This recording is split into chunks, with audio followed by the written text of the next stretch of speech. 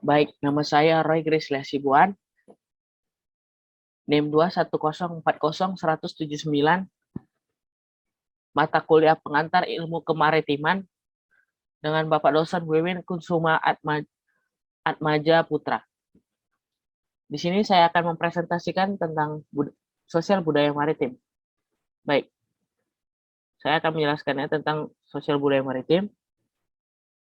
Sebelumnya, apa sih budaya maritim tersebut? Secara umum, sejarah diartikan sebagai segala sesuatu yang dilakukan oleh umat manusia di masa lalu. Untuk mengetahuinya, sejarawan berupaya menyingkapnya melalui sumber-sumber sejarah sebagai duta masa lalu. Kemudian,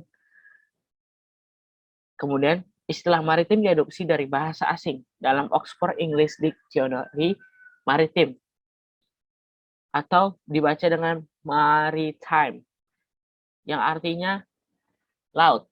Arti kata maritim dalam KBBI adalah segala sesuatu yang berkenaan dengan laut dan berhubungan dengan pelayaran dan perdagangan laut. Selanjutnya, maritim bermakna hal-hal yang menyangkut masalah sering disinonimkan dengan kota bahari yang bermakna dahulu kala kuno, indah, elok sekali, dan mengenai laut. Dengan demikian, sejarah maritim adalah studi tentang aktivitas manusia di masa lampau dengan aspek-aspek kemaritiman khususnya pelayaran dan perdagangan. Jadi, budaya maritim ialah kebudayaan yang berkenaan dengan sangkut pautnya dengan laut. Baik, selanjutnya, masyarakat maritim. Masyarakat maritim yang terdiri dari dua kata yang memiliki makna tersendiri. Maritim yang merupakan segala aktivitas pelayaran yang di perniagaan, perdagangan yang berhubungan dengan kelautan.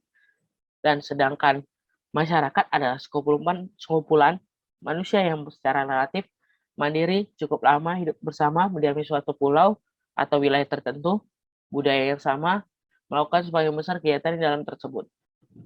Baik, selanjutnya ialah ekonomi dan mata pencarian. Indonesia adalah negara berbentuk kepulauan dengan wilayah yang luas terbentang dari Aceh sampai Papua. Kondisi komunitas masyarakat di masing-masing wilayahnya sangat beragam dan sangat dipengaruhi oleh berbagai faktor. Secara di antaranya ialah geografis, kondisi sosial, budaya, ekonomi. Indonesia adalah negara maritim terbesar di dunia yang memiliki 17.504 pulau yang terbentang dari barat sampai timur dengan panjang garis pantai kurang lebih 81.000 km serta luas wilayah laut sekitar 5,9 juta kilometer. Indonesia juga terletak pada posisi silang yang sangat strategis di antara benua Asia dan Australia, di mana di antaranya terkandung kekayaan sumber daya alam, energi, mineral, hayati, dan hewani yang bermaneka macam. Kondisi geografis Indonesia secara kepulauan menempatkan sektor transportasi laut sebagai jalur utama penghubung pulau di Indonesia. Namun, selama ini potensi tersebut belum termanfaatkan dengan baik, sehingga pemanfaatan laut selama ini justru lari atau tercuri ke luar negeri oleh para nelayan asing yang memiliki perlengkapan modern dan beroperasi hingga perairan Indonesia secara ilegal.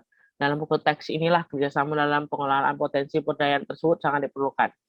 Masyarakat pesisir adalah sekelompok masyarakat yang hidup bersamaan di diami wilayah pesisir yang berbentuk dan memiliki kebudayaan yang khas terkait dengan ketergantungan pada pemanfaatan sumber daya pesisir. Tentu masyarakat pesisir tidak saja nelayan, melainkan juga pembudayaan, mengelola ikan, bahkan pedagang ikan. Masyarakat pesisir pada umumnya sebagian besar penduduknya bermata pencarian di sektor pemanfaatan kelautan. Baik, selanjutnya slide 6. Masih di ekonomi dan mata pencarian, masyarakat pantai tersebut menggantungkan mata pencariannya di eksploitasi laut. Artinya bahwa mereka hidup dari sumber daya dan alam yang masih berlimpah di dekat sekitar pantai dan perkembangannya hasil sumber laut antara lain dari hasil ikan, kerang, dan sebagainya. Ciri khasnya menonjol masyarakat maritim adalah sifat keterbukaan dan menerima unsur-unsur dari luar. Contohnya, perkembangan agama Islam pada abad ke-15 dan ke-16 di Indonesia dan atau Nusantara adalah melalui daerah-daerah ataupun kota pelabuhan seperti Samudra Pasai, Aceh, Malaka, Demak, Gresik, dan Tuban.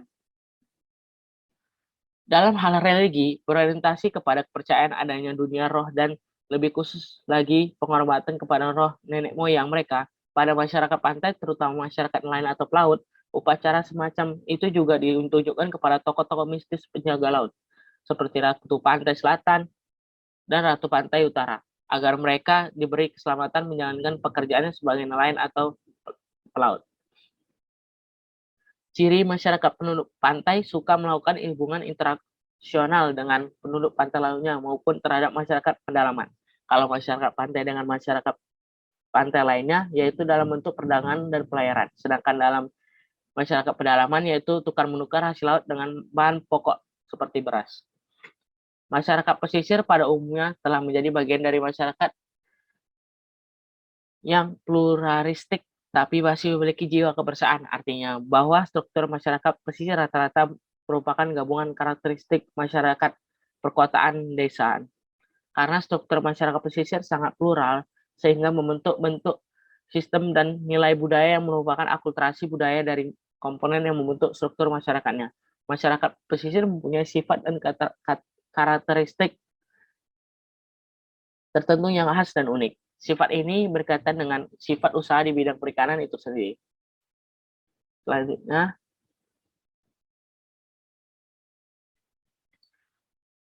Selanjutnya kita akan membahas suku yang salah satu contoh suku yang berkaitan dengan maritim yang tinggal di laut, yaitu suku laut. Suku laut atau bisa disebut dengan Sea Nomads atau suku sampan merupakan salah satu komunitas pribumi yang mendiami wilayah perairan Kepulauan Riau berdasarkan jumlah pendataan Departemen Sosial RI 1988 sekitar 11,23% terdapat suku laut di Kepulauan Riau. Disebut sebagai suku laut karena melakukan seluruh aktivitas biota hidup di laut dan memfungsikan perahu atau sampan beratap sehingga atau disebut dengan kajang sebagai rumah mereka. Mereka hidup berpindah dari pulau ke pulau hingga muara sungai, atau yang disebut dengan nomaden. Di Kepulauan Riau dan Lingga, mereka juga dikenal juga sebagai orang pesukuan. Nama lain orang laut lainnya mengacu kepada tempat tinggal. Orang Mantang mendiami Pulau Mantang, orang Tambus mendiami Kampung Tambus, yaitu Pulau Galak, orang Mapur mendiami Pulau Mapur, hingga nama Bajau yang digunakan sebagai sinonim orang laut di perairan Ruang Lingga. Untuk menafkahi hidup, mereka mencari ikan dengan peralatan sederhana seperti tempuling, tombak, dan serapang. Senjata suku laut mempunyai yaitu senjata suku laut. Selanjutnya sejarah suku laut. Suku laut mulai menghuni wilayah Melayu hingga Lingga pada tahun 2500 hingga 1500 sebelum Masehi. Sebagai bahasa Melayu tua Proto-Melayu. Menyebar ke sebagai besar wilayah Sumatera melalui Semenanjung Malaka. Secara historis, orang laut dulunya adalah perompak, tetapi berperan penting dalam dalam kerajaan Sriwijaya, Kesultanan Malaka, dan Kesultanan Johor. Orang laut menjaga selat-selat, mengusir bajak laut, hingga memandu para pedagang ke pelabuhan kerajaan tersebut. Sementara itu, berdasarkan buku suku laut yang diterbitkan Kementerian Kelautan dan Perikanan pada zaman Orde Baru, suku laut Riau Lingga digolongkan sebagai masyarakat terasing karena mereka dianggap tertinggal dari segi tingkat pendidikan, kualitas kesehatan, kondisi, dan lokasi tempat tinggal, jenis pekerjaan daripada umumnya warga Indonesia. Baik, selanjutnya rumah adat suku Melayu.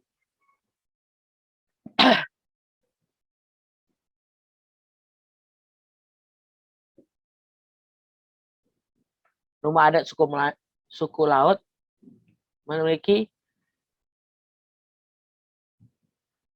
meski memiliki rumah permanen di darat, orang laut berpindah dari suatu wilayah ke wilayah laut lainnya, tergantung pada musim. Secara umum, tak ada penyebutan khusus mengenai rumah adat suku laut, namun terdapat istilah sampan yang merupakan simbol sebuah kesatuan keluarga. Sampan tersebut berupa perahu beratapkan kajang yang terbuat dari daun rumbia. Dalam satu sampan berisi satu keluarga. Kehidupan orang laut hingga saat ini masih tergolong tradisional dan bergantung pada laut. Baik, slide 9.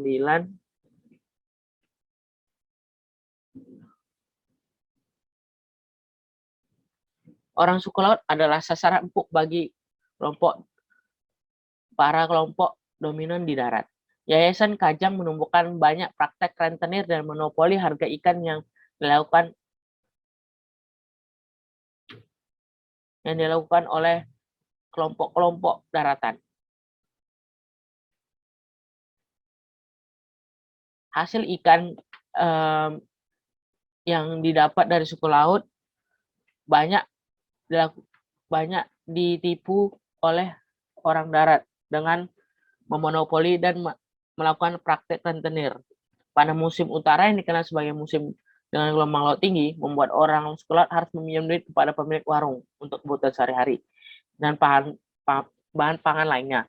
Utang ini akan dibayar pada pada hasil tangkapan mereka lebih banyak.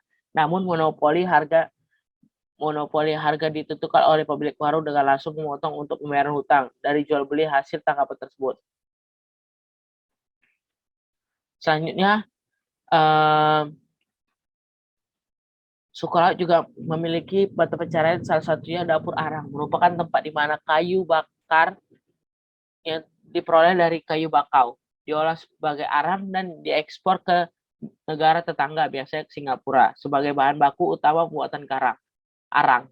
Kayu bakau terus-menerus diambil agar produksi terus berjalan. Semakin tinggi produksi tersebut, semakin tinggi pula ancaman terhadap ekosistem bakau. Oleh karena itu, tahun 2006-2007, dapur arang mulai ditutupi oleh pemerintah. Penutupan ini tak ayal membuat suku laut kehilangan sumber mata pencariannya. Pasalnya, bekerja di dapur arang adalah salah satunya pekerjaan di sektor publik yang bisa dimasuki oleh suku laut. Di penghujung tahun 2008, masih ada dapur arang yang tetap beroperasi meskipun harus bermain kucing-kucingan dengan aparat keamanan. Namun hal ini tidak ada artinya bagi suku laut karena mereka kehilangan sumber penghasilan selain sebagai nelayan. Baik, dan terakhir, kearifan lokal suku laut. Kearifan lokal merupakan salah satu kekayaan yang dimiliki masyarakat adat sebagai bentuk praktek yang sudah teruji kebenarannya. Bagi orang suku laut, sebagai masyarakat adat yang tinggal di daerah pesisir dan pulau-pulau kecil, kearifan lokal terdiri atas konservasi ritual, penggunaan alat tangkap tradisional, dan sistem pengelolaan sumber daya maritim. Orang suku laut memiliki kearifan lokal yang dapat membantu percepatan tujuan pembangunan berkelanjutan berbasis pengetahuan masyarakat. Kearifan lokal ini dapat dijadikan sebagai warisan budaya tak benda yang tidak hanya menunjukkan pelestarian budaya, namun juga penguatan identitas masyarakat adat. Orang suku laut dengan kearifan lokalnya telah menunjukkan bagaimana mereka damai dengan isu sosial, budaya, kesehatan, dan lingkungan. Kearifan lokal ini dapat membantu orang suku laut mengatasi dampak musim kemarau, kekeringan, dan bencana hidrometeorologi lainnya. Pendekatan dari bawah ke atas dengan menggunakan kearifan lokal ini dapat membuat salah satu strategi yang dijadikan sebagai pedoman penguatan identitas dan pengakuan tertulis orang suku laut di Kepulauan Riau. Baik, itu saja yang dapat saya sampaikan tentang sosial budaya maritim dan berkaitan dengan suku laut, contohnya. Baik, mohon maaf bila ada kesalahan kata karena saya di sini baru belajar juga. Saya akhiri dengan wabillahi taufiq wal hidayah. Wassalamualaikum warahmatullahi wabarakatuh.